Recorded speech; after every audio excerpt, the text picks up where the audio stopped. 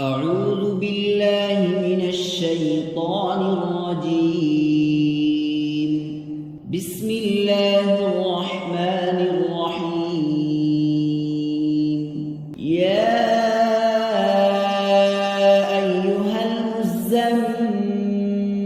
قم الليل إلا قليلا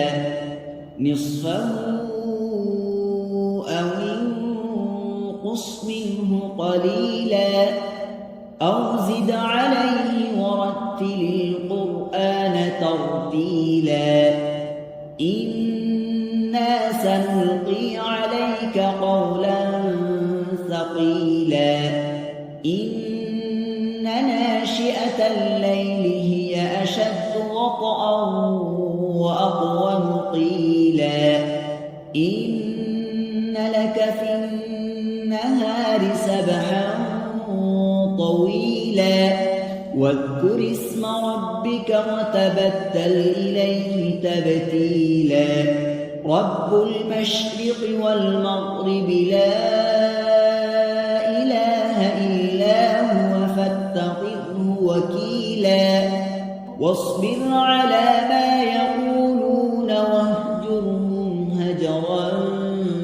جميلا وذرني والمكذبين أولي النعمة ومهلهم قليلا إن لدينا أنكالا وجحيما وطعاما ذا غصة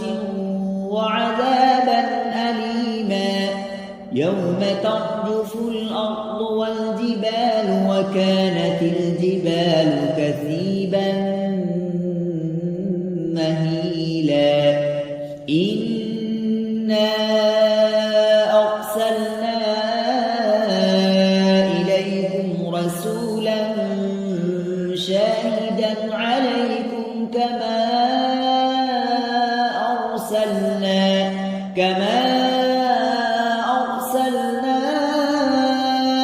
إلى فرعون رسولا فعصى فرعون الرسول فأخذناه أخذا وبيلا فكيف تتقون إن كفرتم يوما يجعل الولدان شيبا السماء منفطر به كان وعده مفعولا إن هذه تذكرة فمن شاء اتخذ إلى ربه سبيلا إن ربك يعلم أنك تقوم أدنى من ثلثي الليل ونصفه وثلثه وطائفة من الذين معك والله يقدر الليل والنهار علم أن لا تحصوا فتاب عليكم فاقرؤوا ما تيسر من القرآن علم أن سيكون منكم مرضى وآخرون يضربون في الأرض يبتغون من فضل الله وآخرون يقاتلون في سبيل الله فاقرؤوا ما تيسر منه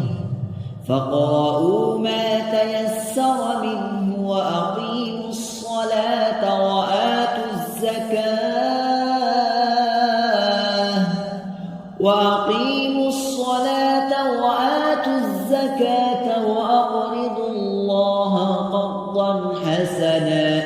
وما تقدموا لأنفسكم من خير تجدوه عند الله هو خيرا وأعظم أجرا واستغفروا الله